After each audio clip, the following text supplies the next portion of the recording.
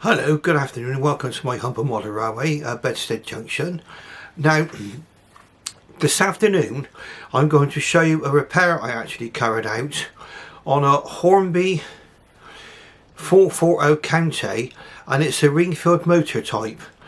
Now, it's all that went wrong on it was one tiny little gear, okay? The motor itself was fine.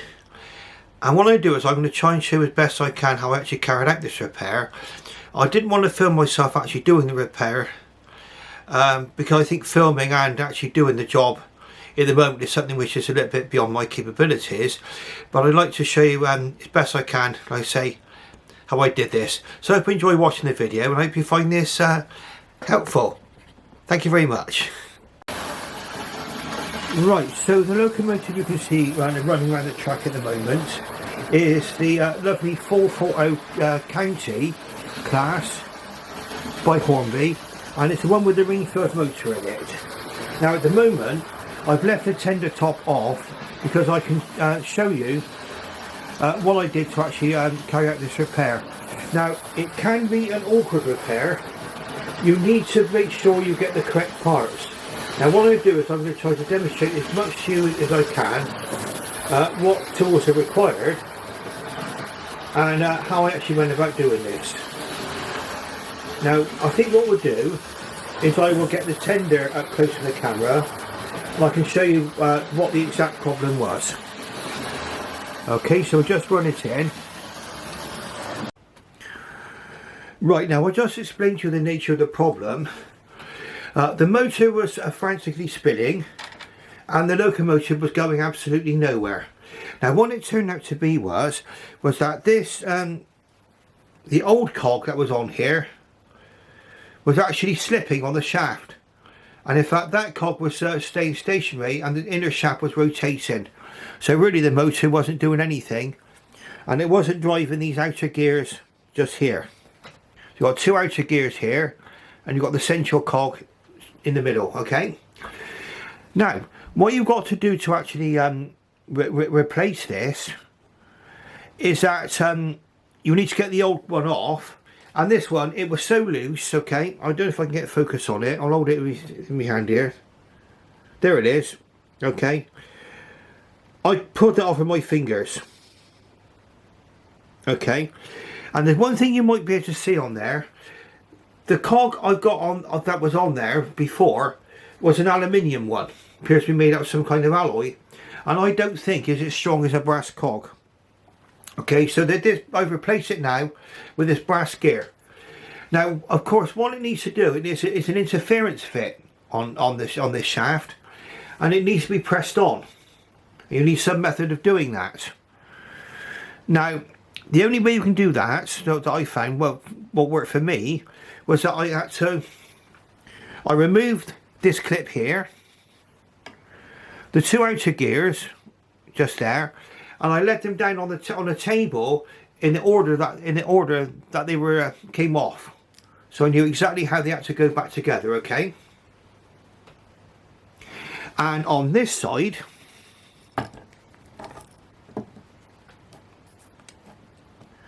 I had to remove the brushes and springs. Now they're held in place by these two metal, well, brass retainers here, and these two screws at the top.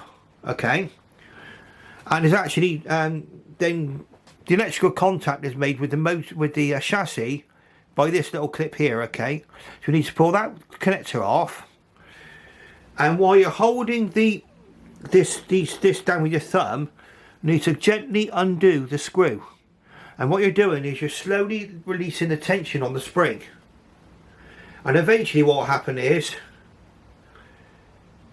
that the spring will come out. Okay, you need to repeat the same process on there.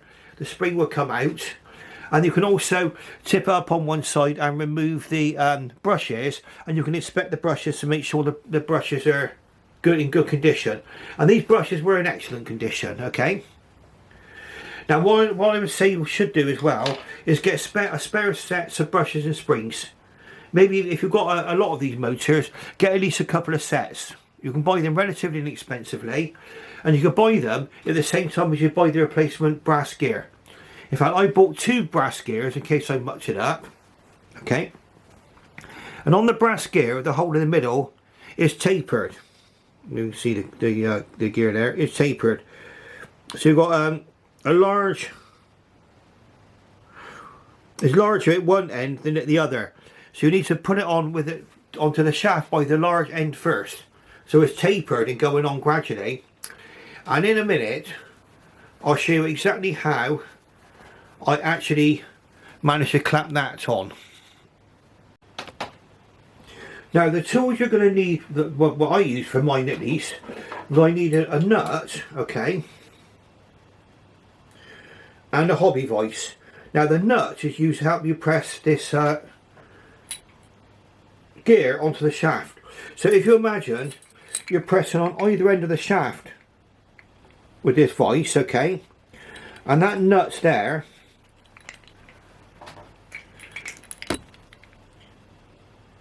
that will allow the centre, the actual shaft for the motor to go up inside there while you're pressing the shaft on, okay, and that rests against the actual gear itself, okay. So you're pressing the gear onto the shaft and you gradually do the vise up, so you've got that's on one end of the shaft, the other end's on there, okay.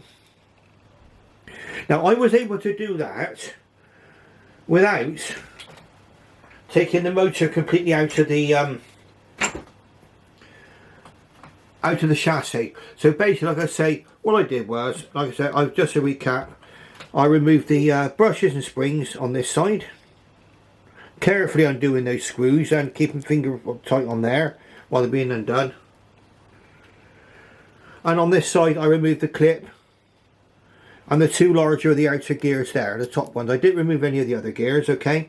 And you can see the cog, the brass gear that I've put there now.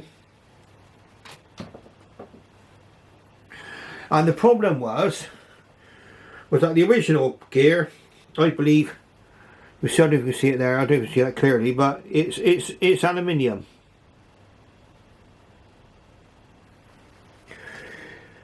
Now, let's say you need to know, I'd say, what kind of motor you've got, and when you've got those cogs removed, you can look inside the motor and spin it round, and you can check the number of windings.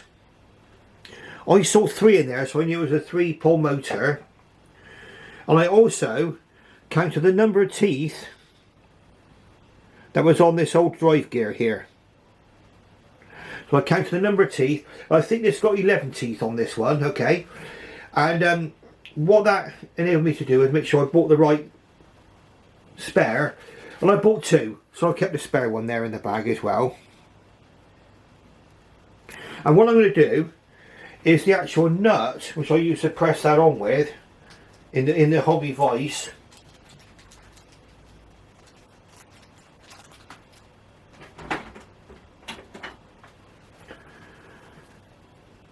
The nut, that's going to go into the packet. You can see I just used a bit of blob of blue tack to keep that held onto the jaw of the vise while I screwed it up.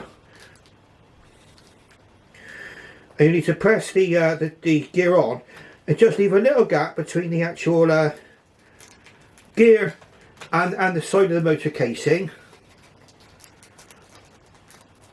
and then you'll be able to actually run the locomotive, okay. So I hope that's been useful for you. And the next time you're going to see this locomotive now, oh, that's the tender top, and it just simply clips on. There's no screws, it just clips over the top.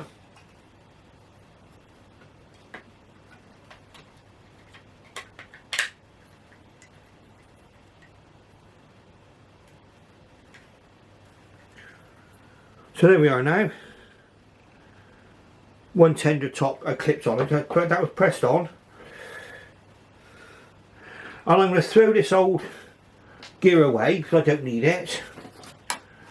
And what I do is I'll keep the spares. I always keep them in the bag they came in from what they were sent in. So that's a little jiffy bag right on there. Hornby Wingfield brass gear. Okay, so the nut that I used to press it on with and the spare brass gear is going to go inside that little jiffy bag.